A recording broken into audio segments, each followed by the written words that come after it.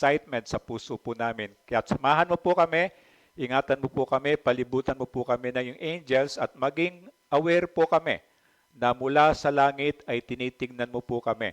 Tinitingnan mo po yung mga puso po namin at alam po namin, O Diyos, itinakda mo itong oras na to. Meron ka pong gagawin. Actually, may ginawa ka na po. At samahan mo po si Brother DJ na siya po yung magbabahagi ng salita mo. Itago mo po siya sa iyong likuran. At ang kagustuhan mo lamang po, ang masabi niya, at salain mo po ito. Yung pakipakinabang nakalugod-lugod sa iyo, hayaan mo pong idikit mo po ito sa puso't isipan po namin para hindi po namin makalimutan at magamit po namin sa araw-araw na buhay po namin. Yung hindi naman po importante, O Diyos, in 48 hours, hayaan mo pong makalimutan po namin to. Salamat po, Diyos, sa iyong pag-ibig. Samahan mo po kami. Maitaas ka po namin sa oras na ito. Tulungan mo po kami. May baba po namin ang sarili po namin. Ito po yung dalangin ko sa pangalan ni Kristo. Amen and amen. Mga bata, Sunday School.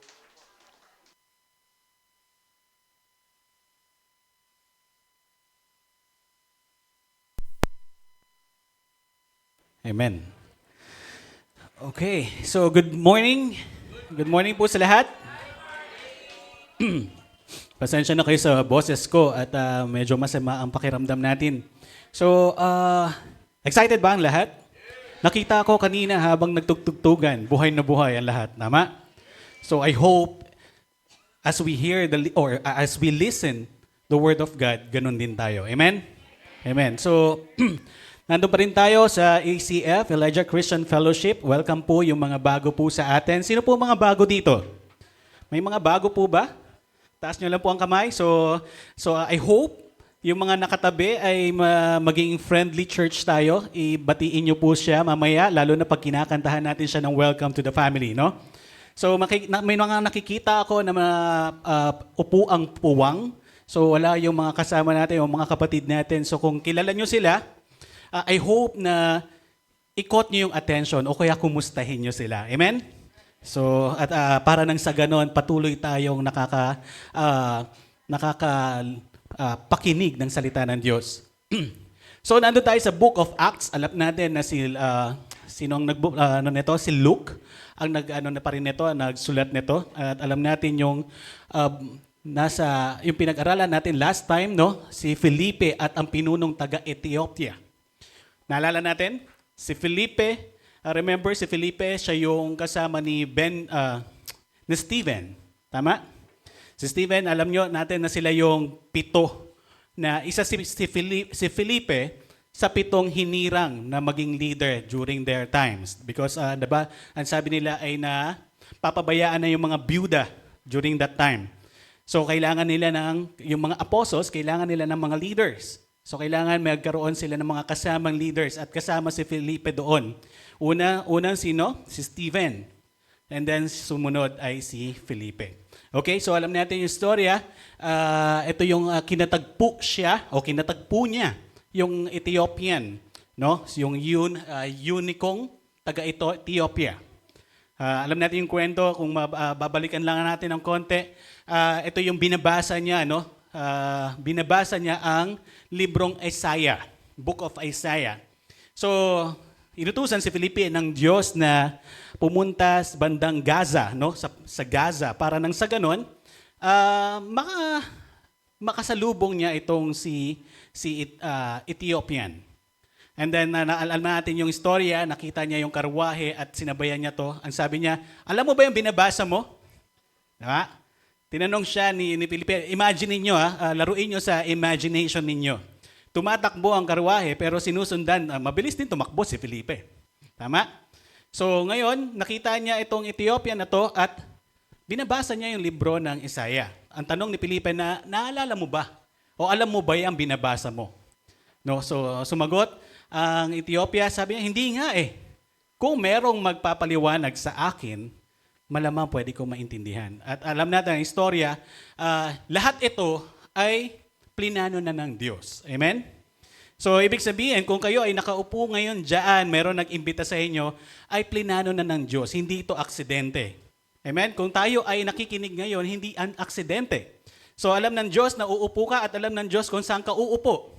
Tama po ba? So, alam ng Diyos ang lahat sa atin. Amen? And then, alam natin ang nangyari, nung pinahayag ni Felipe, yung binabasa niya, naniwala itong taga-Ethiopian. And then sabi niya, imagine, nandun sila sa disyerto, pero narong tubig. So, could you imagine that? Lahat ito plinano ng Panginoon at lahat ito ay hinanda ng Panginoon. Ito yung sinasabi nating providence. So, no matter what happened, mangyayari at mangyayari ang nais ng Panginoon sa buhay natin. Amen?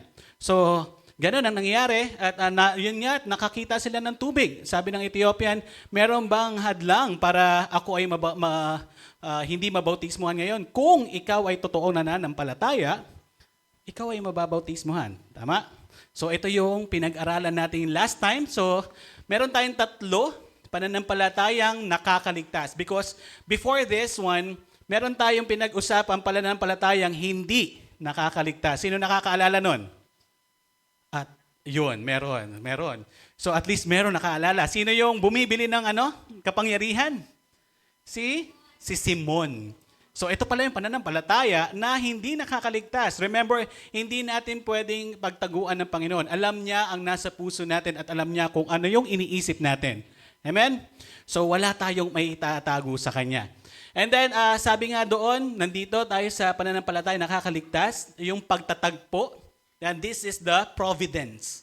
So ibig sabihin, ginawa na ng Panginoon ito, plinano ng Panginoon. Kung ang buhay natin, of course, we have meron tayong sariling buhay, merong author ng buhay natin. Amen?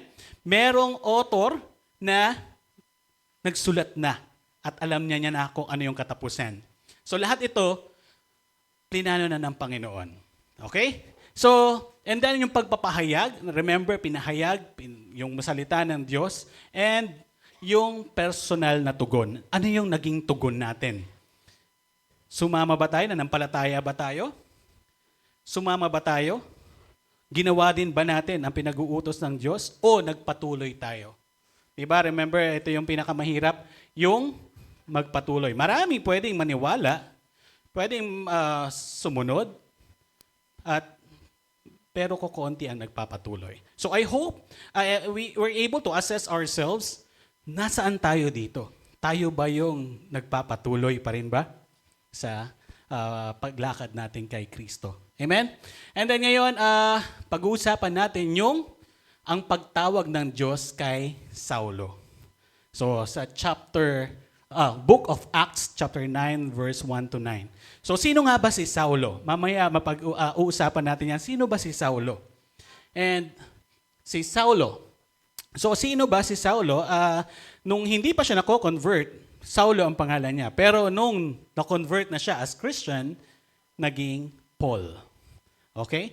Paul ang tinawag sa kanya ng Panginoon. So, and alam natin, sino nga ba si Saulo? Alam natin yung kwento, no? Remember yung nandun siya kay Stephen? Siya yung isang may pakana at isinang-ayunan niya yung pagpatay kay Stephen. And then siya yung number 1 persecutor ng mga Christians. So remember, imagine niyo lang dito, no? Kung tayo ang mga Kristiyano, pero merong mga persecutions dito, may mga persecutor, siguro hindi tayo magmamic. Baka marinig tayo ng mga persecutor sa labas. Tama? Siguro nagtatago tayo para gawin itong gantong klaseng pagtitipon. Tama po ba?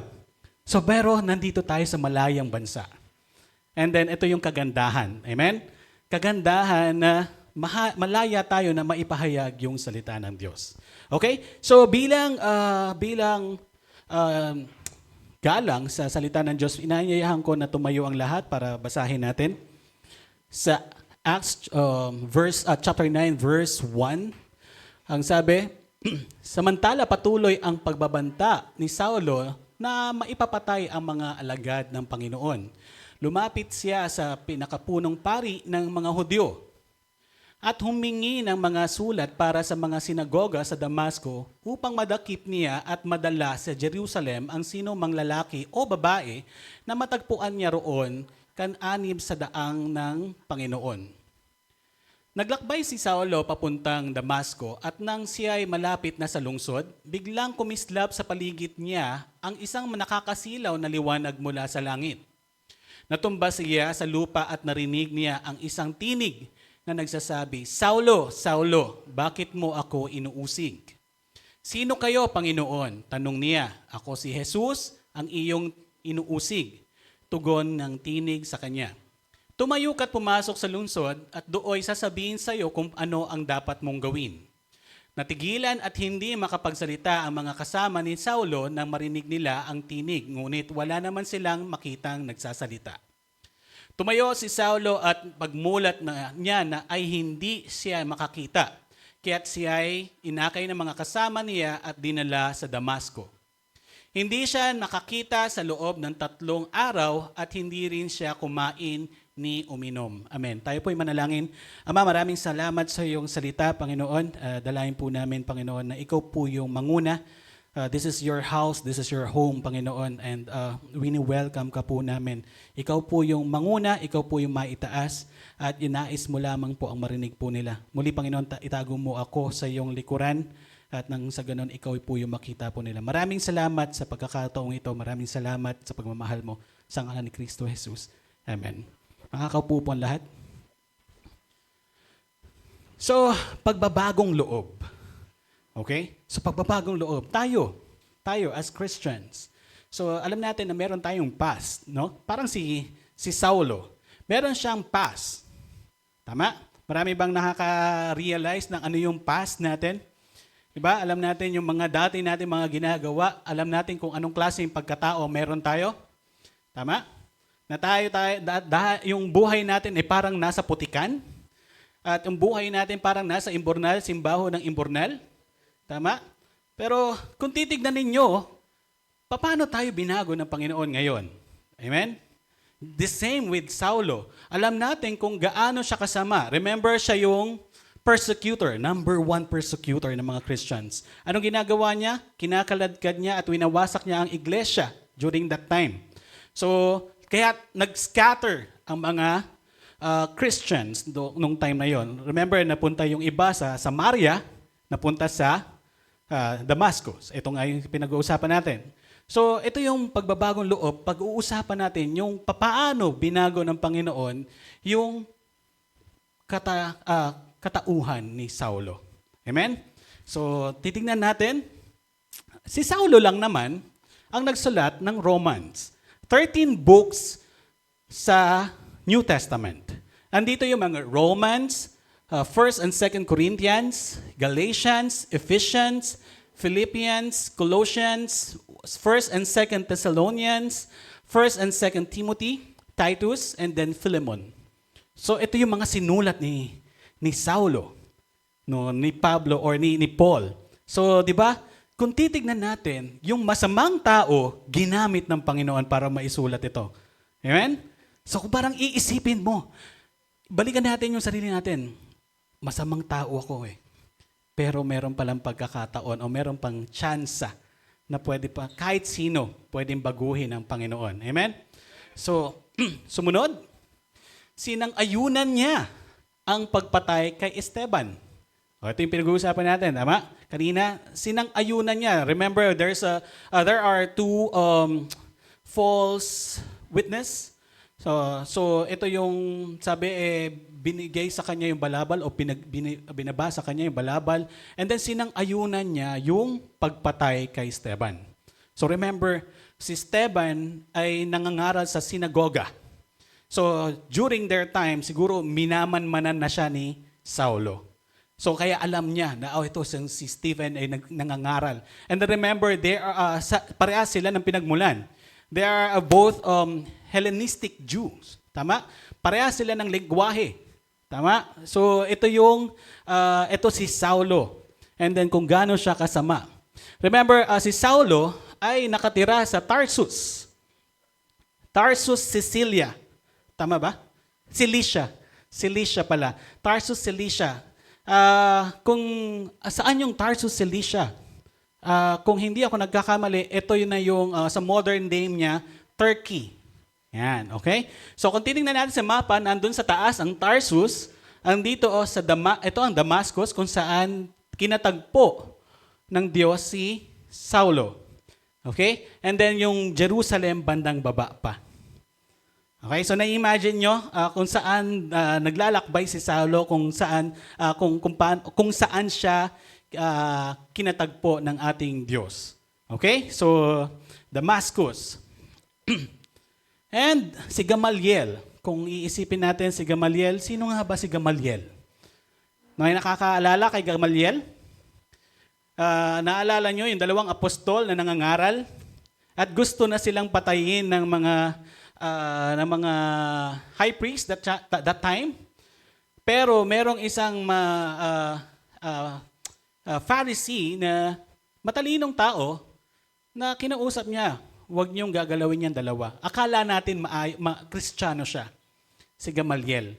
Pero si Gamaliel is a teacher of law during that time.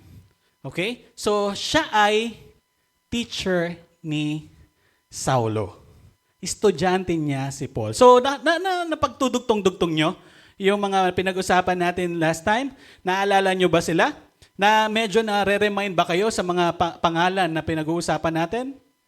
Amen? So, eto siya. So, napagdidikit-dikit o napagdudugtong-dugtong na natin. Itong si Gamaliel ay teacher pala ni Saulo. Okay? So, si Stephen, alam natin na they are both Hellenistic view. Alam natin kung saan ito sila ay mga Hudyo pero hindi sa Israel nanirahan. Okay? So, foreign sila. Kasama niya, katulad ni Saulo. Si Stephen, katulad din ni Saulo, na hindi rin sila sa Israel. Pero Hudyo sila. Okay? So, ito ang background ni Saulo. And then, ano bang pinagkakakitaan ng Saulo? Ang pinagkakakitaan ni Saulo ay yung garments, yung balat ng kambing. Balahibo ng kambing at ginagawang tent. Tama po ba? So, ito yung pinagkakakitaan ni Saulo. So, basically, ito si Saulo. Masamang tao siya, tama? Tama po ba? Parang ang haba ng sinabi ko, parang walang... Masamang tao po si Saulo, tama? Because he's the number one persecutor, tama? Okay, so gusto ko lang malaman kung nakakasunod tayo. So, ito ang background ni Saulo. Okay? So, medyo kakilala na natin si Saulo. So, ngayon, ang sabi dito, sa Acts chapter 8, verse 3, sinikap ni Saulo na wasakin ang iglesia.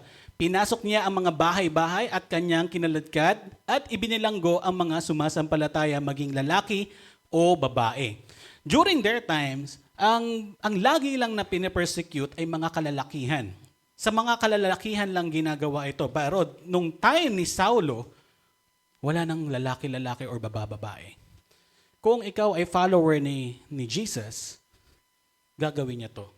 So winasak niya ang mga iglesia at kinakaladkad niya at binibilanggo ang mga sumasampalataya kay Kristo Jesus. Okay? So ito yon.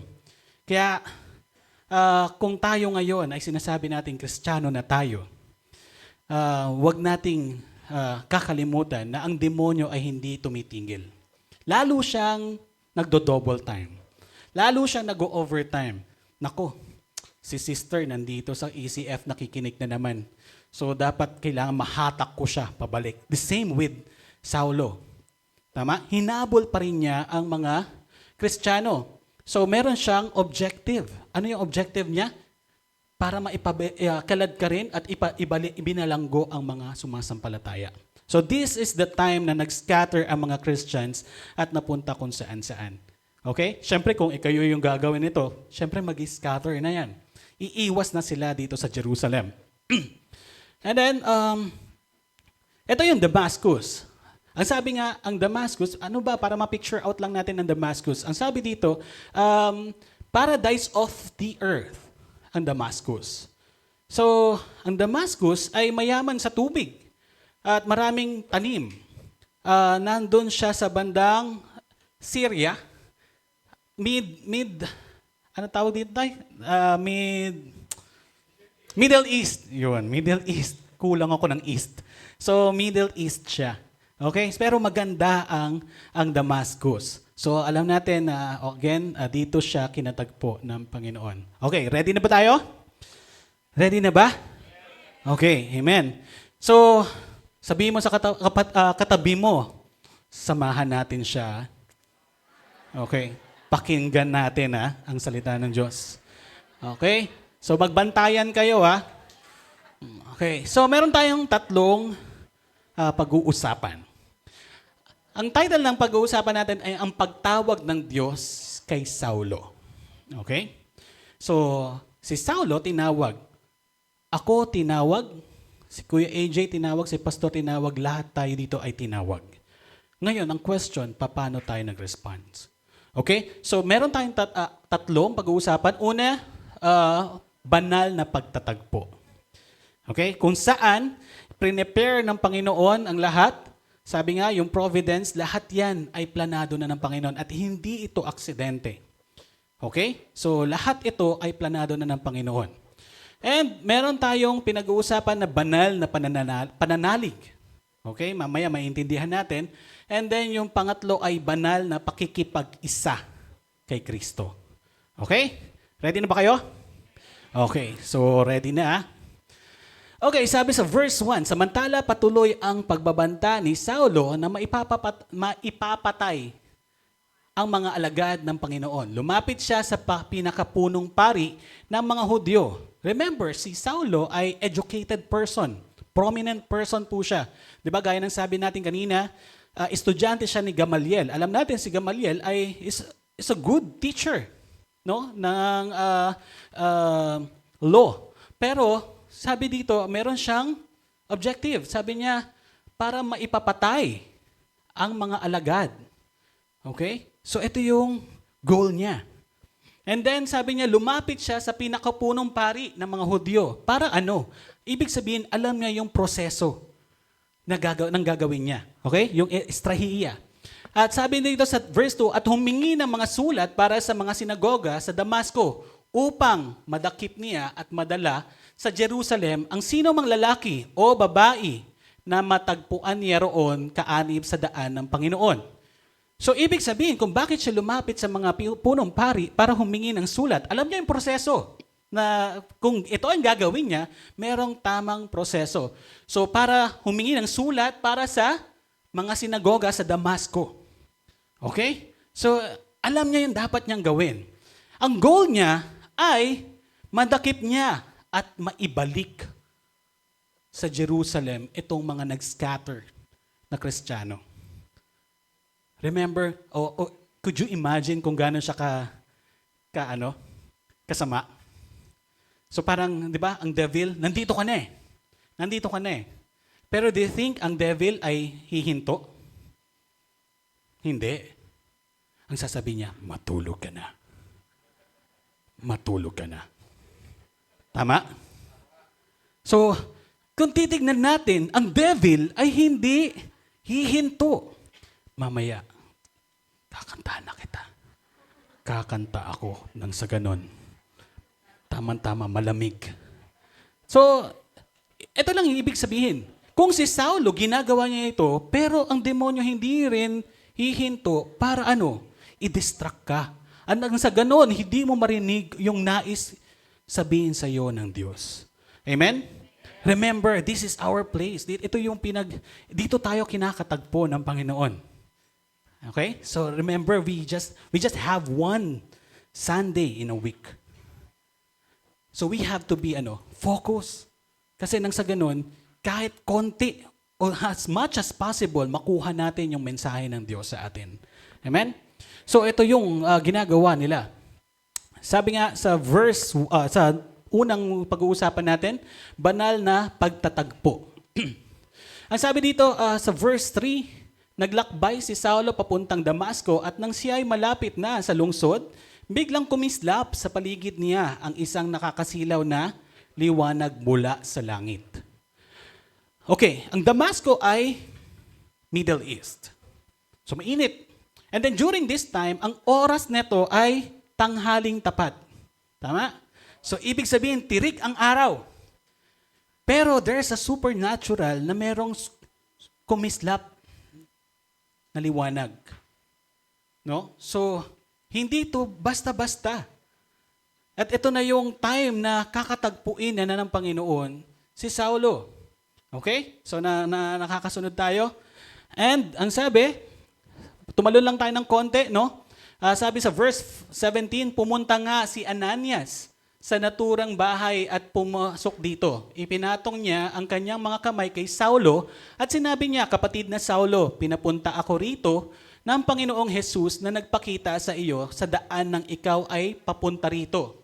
Isinugo niya ako upang muli kang makakita, upang mapuspos ng Espiritu Santo. Remember, nung kinatagpo siya ng Panginoon, siya ay nasilaw at bumagsak sa kanyang, bumagsak siya, tama? And then, sabi na bulag. So eto na, tumalon lang tayo ng konti, nag-advance lang tayo ng konti, nandun na siya sa pinapupuntahan sa kanya ng Panginoon. And there's Ananias, andito si Ananias ay isang Kristiyano, believer ng Panginoon, na nakatira sa Damascus. And then, nakita nyo, lahat plinano na ng Panginoon, prepare ng Panginoon kung sinong kakausap kay Saulo pagdating niya dito sa Damascus. At mayroong magbibigay ng mensahe sa kanya. Amen? So, babalikan natin ang sarili natin. Baka naman may sinasabi rin ng Diyos sa atin. Tama po ba? Baka hindi lang tayo aware na merong sinasabi ang Diyos sa atin. Merong gustong ipagawa ang Diyos sa atin, pero we keep on rejecting it or we keep on ignoring it. So, dito, planado ang lahat kay Saulo. Tama po ba? So, nakakasunod. So, sabi nga ni Stephen prayer, no? Ito yung, kung napapansin nyo, ito yung katuparan ng pananalangin ni Stephen. Bakit? Ano yung panalangin ni Stephen nung pinapatay na siya? Sabi niya, Panginoon, huwag mong gamitin itong kasalanang ito laban sa kanila. Tama? And then the same with the prayer of our Jesus. Tama? Sabi niya, Panginoon, patawarin mo sila pagkat hindi nila alam ang kanilang ginagawa. Okay?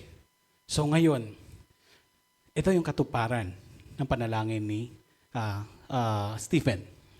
Sabi sa 1 Corinthians chapter 15 verse 8, sa kahuli-hulihay nagpakita rin sa akin kahit na ako'y tulad ng isang batang ipinanganak ng wala sa panahon.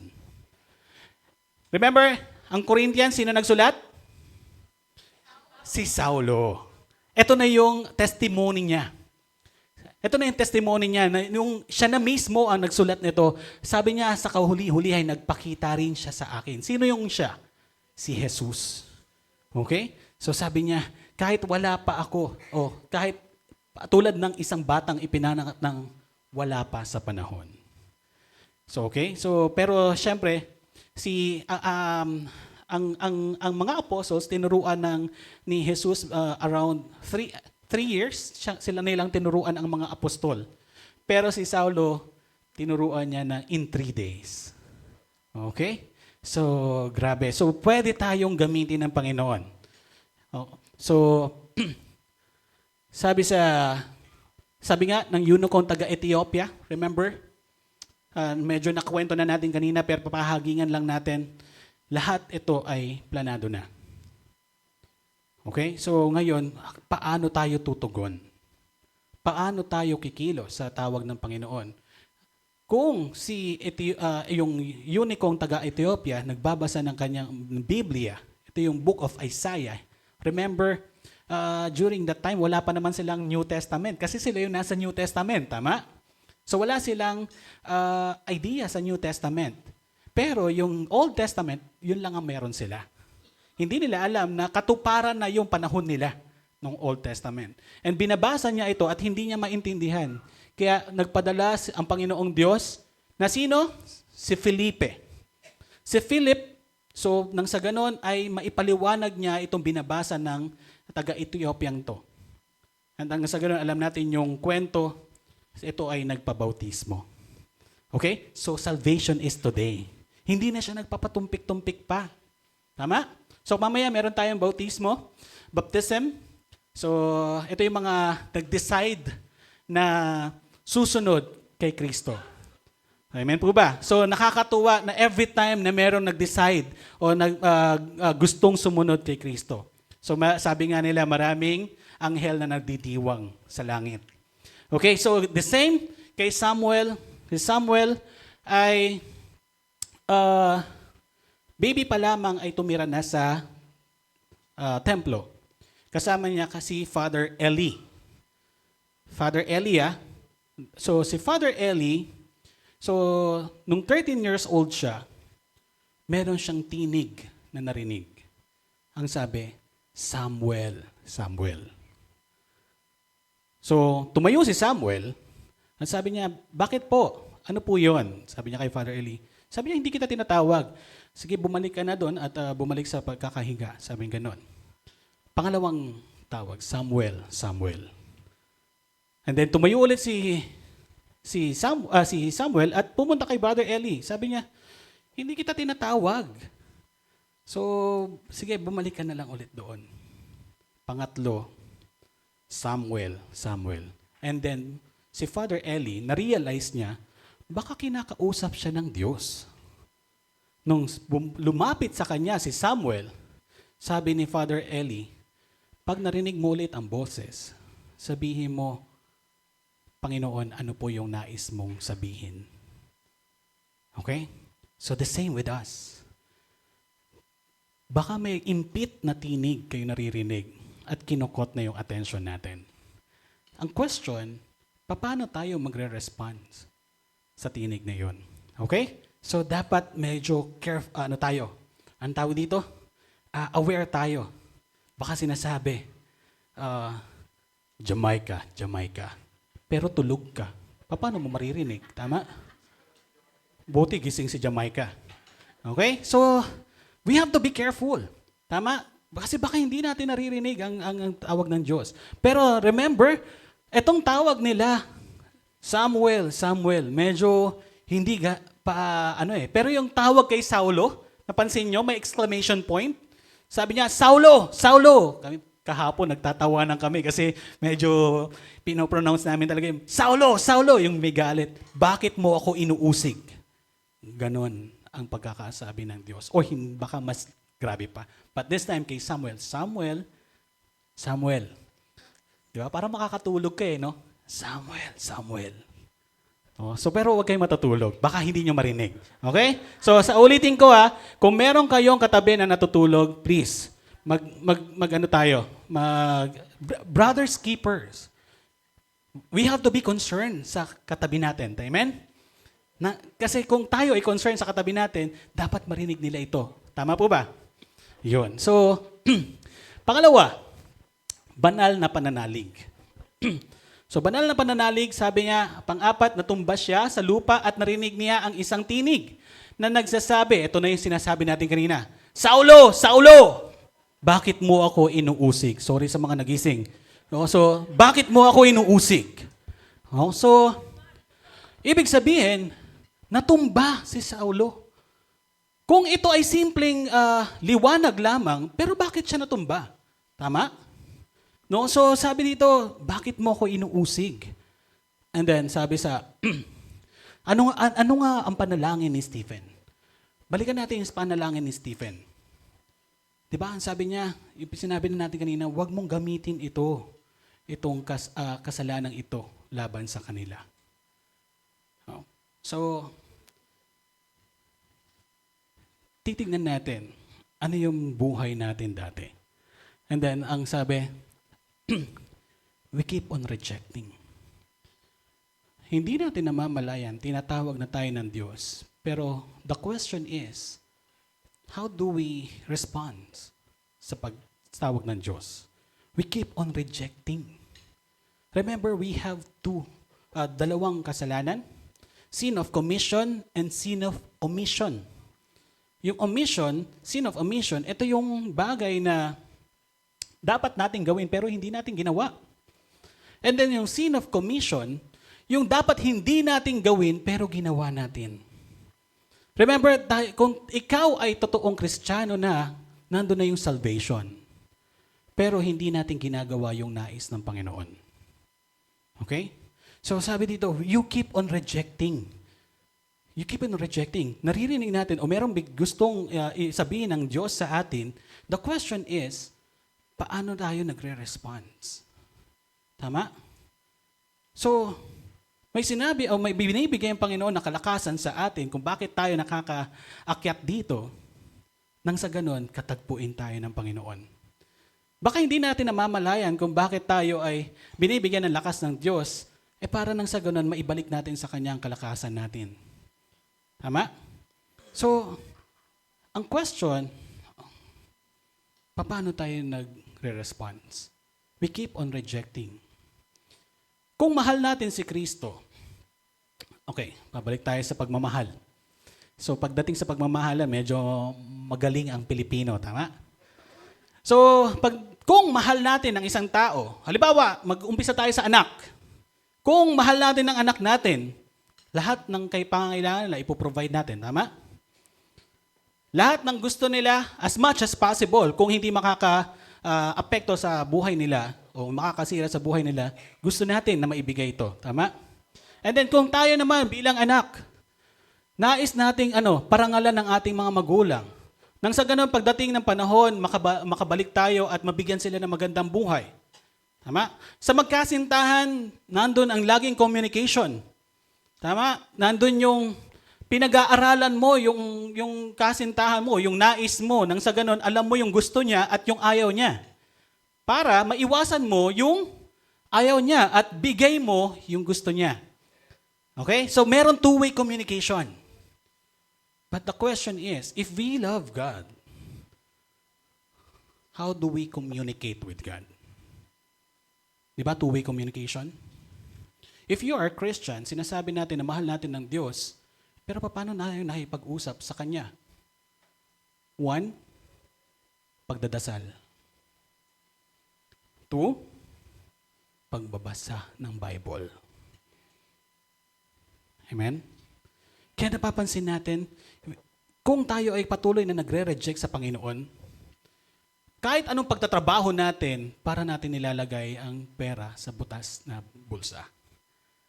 Sabi ng church, Sunday, kailangan Lord's Day. Tama? Pero hindi may overtime ako . Next time ka na muna, Lord, Reading of the Bible. Magbabasa ako ng Biblia. Wala akong Biblia . Hindi, meron namang cellphone application . So pag ikaw, the moment na nag-open ka na ng application, magda-download ka ng Bible, meron ka na mas nakitang magandang games. Mas nauna ang games. Ang end up, yung plano mong magbasa ng Biblia, naglalaro ka na. Tama po ba? Nakaka-relate tayo? And then hanggang sa magpe-pray ako. Hindi, tatapusin ko na lang to. Tama? And then hanggang sa nakatulog ka na, naantok ka na, pagkagising mo, in Jesus' name, we pray, Amen. Ganun na lang ba? So, ito yung mga distraction. And then, how we rejected God. There's a lot of distraction ngayon.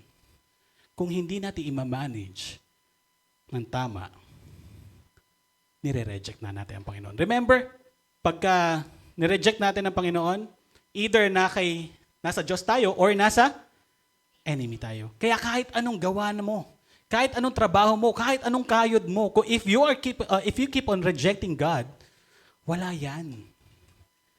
Hindi ka aahon. Kaya marami pa ring mahirap. Kasi bakit hindi nila alam? Tama? So ngayon, meron din. So if you are handling ministry na, dapat ito ay kaligayahan natin gawin. Dapat ito ay pahalagahan natin. Tama? So ngayon, pag may nag-invite sa'yo, mag-church tayo sa ECF. Ano lang yun? 2 hours lang yun. Lilibre pa kita ng lunch. Remember, pag yan ay nireject, okay lang. Bakit? Sinong nireject nila? Ang Diyos.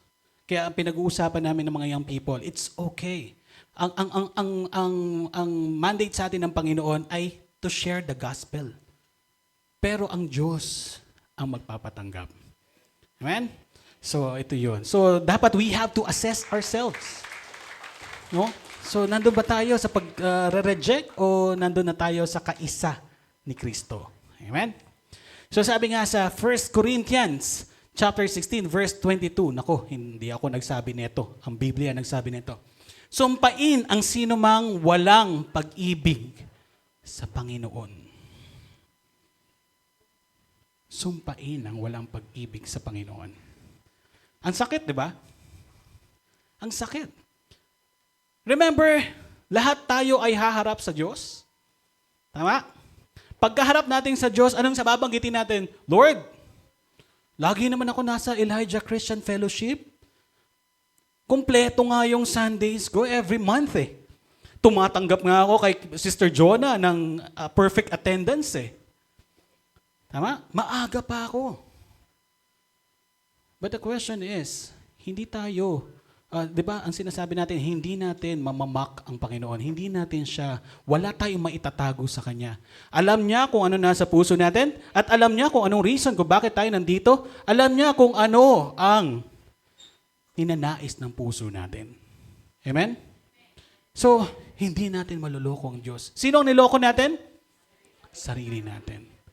But again, sabi dito, sumpain ang walang pag-ibig sa Diyos. Babalikan natin yung pag-ibig kanina. If you are not reading your Bible and then you are proclaiming that you are a Christian, sabi dito, and then you're not reading your Bible, ang sabi doon, hypocrisy. Hypocrisy. Bakit? Nagpapakita tayo na, kunwari tayo ay banal, makadiyos, pero hindi mo binabasa ang Biblia. It's hypocrisy. And then, ang hypocrisy, ay yun yung kinamumuhian ng Diyos. Tama po ba? You can play whatever you want to play. Tulad ng ginagawa ng katabi mo. Dito, madaling magtaas ng kamay eh. Dito, madaling lumakas ang awit mo eh. Makadiyos awit eh. Tama? Dito, madaling magsabi ng amen eh. Dito, madaling magdasal eh. But the question is, paglabas mo dito, anong klaseng tao ka? Anong klaseng tao tayo? Anong klaseng tao tayo kung paano tayo makipag-usap sa iba? Tama? Nakikita ba si Kristo sa buhay natin? O we are just playing as if na tayo ay holy? Remember, sino yung mga holy? Holier than thou? They are the Pharisees. They're feeling nila, kinumpleto na nila ang law at feeling nila nakabase sila sa kanilang gawa kung bakit sila maliligtas. Pero, babalikan natin. If you really love God, sinasabi natin, mahal natin ang Diyos. Remember, two-way communication. Read your Bible and pray. Amen? Paano mo malalaman ang sinasabi ng Diyos kung hindi ka naman nagbabasa ng Biblia? Anong gusto mo? Ikaw lang nagsasabi sa Panginoon, dasal ka ng dasal, pero ayaw mo marinig kung anong gustong sabihin niya? O pagka meron tayong ninanais lamang, saka tayo lalapit sa Kanya. O kung kailan tayo ay naghihirap, saka tayo lalapit sa Kanya. O kung meron tayong dinaramdam, saka tayo lalapit sa Kanya. So, ito yung magkaroon tayo ng self-reflection. Ano bang ginagawa natin ngayon? Nasaan ba tayo ngayon? Nandun ba tayo sa, Lord, kasama mo ako Lord, sabihin mo kung ano yung nais mo sa akin. Ha? Sabi nga dito, kasalanang walang kapatawaran. Hypocrisy. Ano yung isa? Blasphemy. And then hypocrisy. Bakit? You are proclaiming that you are a Christian, pero hindi mo pinamumuhay. No? So nandito ka, kunwari nakikinig ka, o kunwari parte ka ng simbahang ito, pero ang totoo, wala ka. Remember, hindi lahat ng nagsumatawag ng Lord, Lord, ang sabi ng Bible, maliligtas. No? So ngayon, we have to self-assessment. tignan natin, nasan tayo dito? Baka pagdating natin doon sa judgment, Lord, nandun ako sa ECF. Pwede bang sumabit na lang ako kay pastor? Hindi eh. This is your personal relationship with God. Walang kinalaman dito si pastor, walang kinalaman dito si brother or si sister. This is your personal relationship sa Panginoon. Amen? Walang ibang sisisihin, kundi sino? Sarili natin. Okay? So, sabi dito, sino kayo, Panginoon? Balik tayo sa message natin. Sino kayo, Panginoon? Tanong niya. Ako si Jesus, ang iyong inuusig, tugon ng tinig sa kanya. This time, meron ang ginawa ang Panginoon kay Saulo. Bakit? Sino po kayo, Panginoon? Tinawag niya ng Panginoon. And then, sinabi niya, ako si Jesus, nagpakilala na yung inuusig. No? So, ang sabi niya, kalungkutan dahil sa kasalanan. Remember, yung pinag-uusapan natin kanina, kung iisipin mo, kung babalikan mo lang ang buhay natin, kung gaano tayo kasama dati, kung ano yung mga bisyo natin, kung ano yung pambababae, pangsusugal, kung ano-ano pa. Kung titingnan mo ang buhay mo na parang wala nang lunas pa. Pero, di ba, nagkakaroon ito ng hatid na kalungkutan sa atin. Na parang, bakit ko ginawa yun? Parang hindi ko makitang bakit ko ginawa yun? Hindi ko ma-imagine na ginawa ko yun. Tama? Pero pag binalikan natin, buti na lang, kinuha tayo ng Panginoon mula sa putik na yon. Amen? At binala niya tayo sa kanyang, sabi nga niya, di ba? Jerusalem, Jerusalem. Kung alam mo lang, gusto kitang, para akong inahing manok, gusto kitang protektahan. Amen? So ito yun.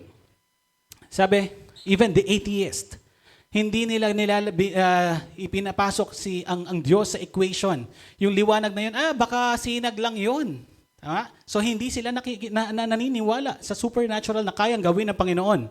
No? So ito ang mga atheist. And then sabi nila, lumalaban sa Diyos. Ngayon, nasan tayo ngayon dito? Tayo ba ay lumalaban pa rin ba? O patuloy tayo nagre-reject sa Panginoon? O kasama na tayo ng Diyos? Amen? So lahat tayo, I hope, lahat tayo dito ay kasama na ng Diyos. At lahat tayo dito ay may relasyon na sa Panginoon. Amen? And then sabi sa 1 Timothy chapter 1 verse 12 to 13, nagpapasalamat ako sa ating Panginoong Hesus Kristo na nagbibigay sa akin ng lakas dahil itinuring niya akong karapat-dapat na maglingkod sa Kanya. Okay? So, remember, ito na yung isa to sa librong sinulat ni Saulo. And then this is his testimony na sinasabi niya, nagpapasalamat ako sa kalakasang binigay ng Diyos sa akin ni Hesus Kristo. At nang sa ganun, binigyan niya ako ng karapatan para gamitin niya. So ngayon dito sa ECF, kung kayo ay may ministry, ngayon dito sa ECF, ipagpasalamat natin. Because this is just a privilege. Hindi ito binibigay sa iba. Tama? So ito ay binigay ng Panginoon sa inyo, pagpahalagahan natin. And then if there is someone from ECF also na ini-invite ka para maging part ng mga so magkaroon din ng ministry or magkaroon ng bahagi sa gawaing ito, do not reject. Bakit? Sinong ni-reject nyo? Ang Diyos. Amen? Kung sister, kung gusto mo, mag-ano ka sa ganito ganyan, alam nyo na kung sino nire-reject nyo. Brother, baka gusto mo sumama sa ganito ganyan. Okay? So this is a privilege. So dapat tayo maging magalak. At buong lakas natin nagampanan yung ministry na binibigay sa atin ng Diyos. Amen? So ito po siya. And then sabi dito, kahit na anoong unay, nilapastangan, inusig at nilait ko siya. Sa kabila nito'y nahabag sa akin ng Diyos, sapagkat hindi ko nalalaman ang aking ginagawa noong ako'y hindi pa sumasampalataya. So, kagalakan. Mula sa putik, mula sa dumi na buhay natin, ngayon ay binibigyan tayo ng obligasyon ng Panginoon sa kanyang ubasan. So this is a privilege, good privilege for us, na sana tayo ay matuwa Nang sa ganon, buong lakas natin ay maibigay natin. Nang sa ganon, maipagpatuloy natin kung ano yung nais mangyari ng Diyos. Remember, merong mandate ang Panginoon sa atin. Ano yun? Hanapin yung nawawala. Ito yung unang ginawa ng Diyos nung nandito siya. Pero hindi dapat matapos doon. Mag-umpisa ulit sa atin at ipagpatuloy natin at hanapin yung nawawala. Amen? So, hindi pa tayo tapos. Meron pa tayong pamilya, meron pa tayong kapatid, meron pa tayong mga kaibigan na hindi nakakarinig sa kanyang salita. So, dapat meron tayong obligation. Ano yun? Is to share the gospel of God. Amen? So, nandun siya. Nandun na yung kaligayahan niya. Nagpapasalamat siya dahil may binigay na ministry sa kanya ang Diyos. Okay? So ibig sabihin, hindi pala lahat ng nakaupo dito ay mananatiling nakaupo. Meron palang mandate ang Panginoon sa bawat isa. Kung ikaw ay naglilinis dito, hindi yun mababang ministry.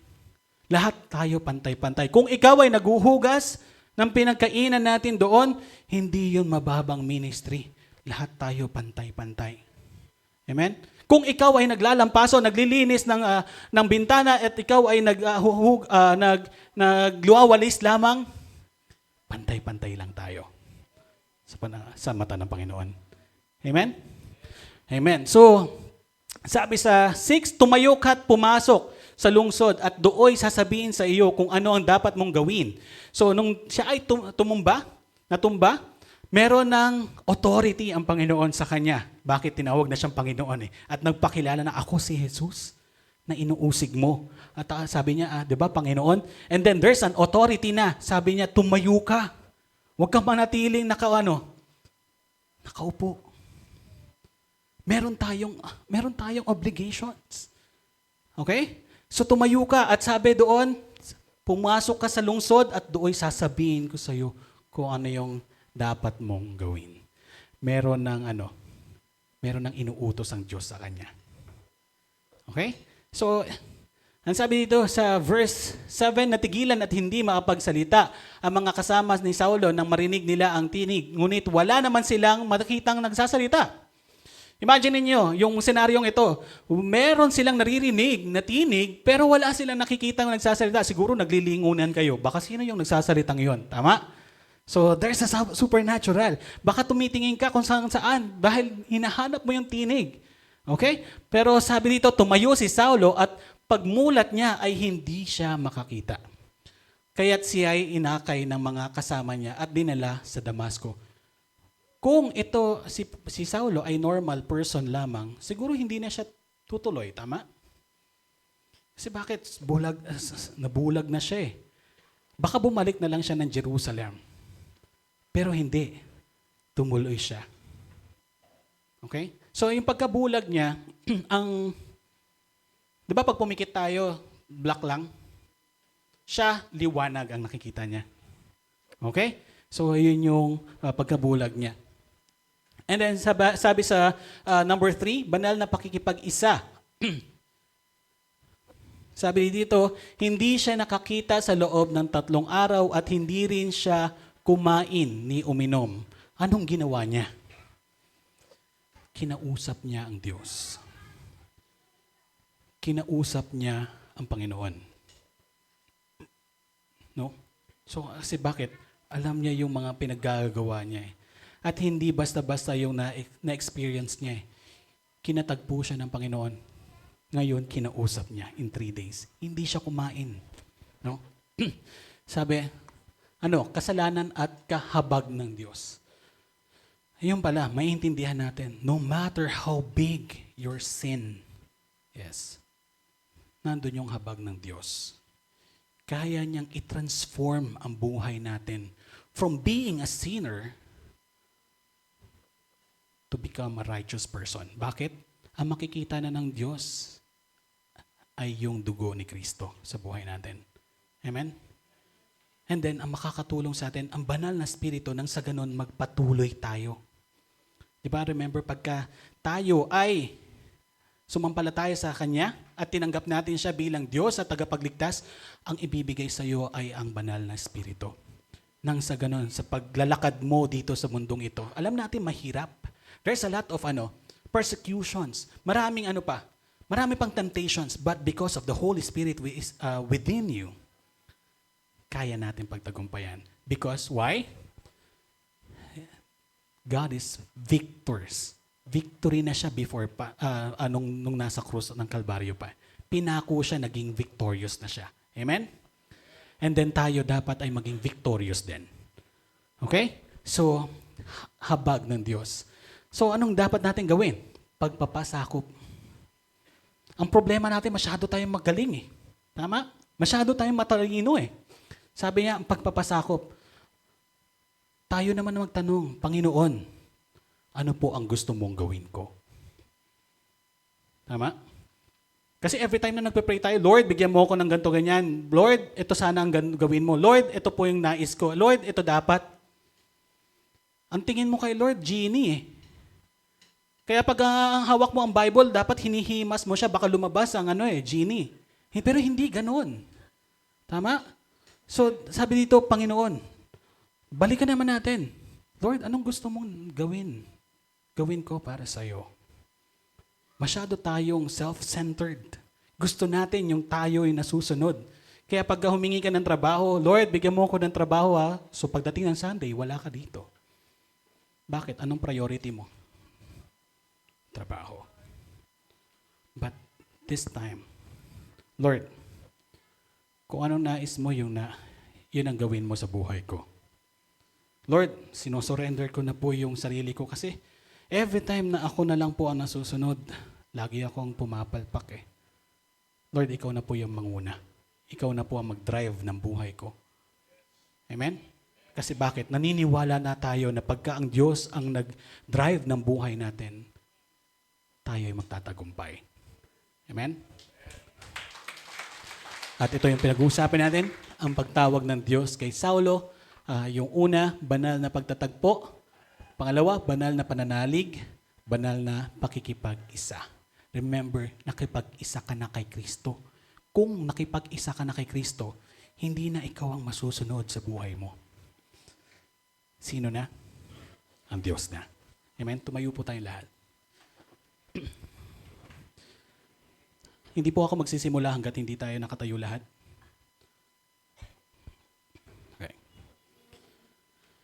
Okay, so manalangin tayo. Lahat po nakayuko at nakapikit. Wala pong titingin kung kanin-kanino. Panginoon Diyos, maraming salamat po, Panginoon, sa mensahe mo, Lord God. Lord, dalangin po namin, na alam po namin, Panginoon, na mahina po kami, pero with you, Panginoon, kaya po namin mapagtagumpayan ang lahat, Panginoon. Lord, alam po namin, Panginoon, na nagdo-double time din ang kaaway, Panginoon, pero Lord, bigyan mo po kami ng kalakasan para naman sa ganun ma-overcome po namin siya. Lord, ikaw po yung patuloy na magbigay sa amin ng kalakasan, ng wisdom, Panginoon, at ng kagalingan. At nais po namin, Panginoon, malaman yung nais mo at hindi na po yung nais namin, Lord God. Ipakita mo po sa amin, Panginoon, yung gusto mo mangyari at tuluyan mo po kaming gamitin, Panginoon, nang sa ganun, mahanap pa po namin yung nawawala, Panginoon. Remember, Panginoon, na naalala po namin na iniwan mo yung 99 para lang hanapin yung nag-iisa. Lord God, tulungan mo kami, bigyan mo kami ng wisdom nang sa ganon, magampanan po namin yung nais mong gawin po namin sa iyong ubasan. Muli, Panginoon, maraming salamat po sa iyong mensahe, maraming salamat po sa iyong kabutihan po sa amin, maraming salamat sa presensya mo. Ito po ang tinataas namin sa pangalan ni Kristo Jesus. Amen. Makakaupo po ang lahat.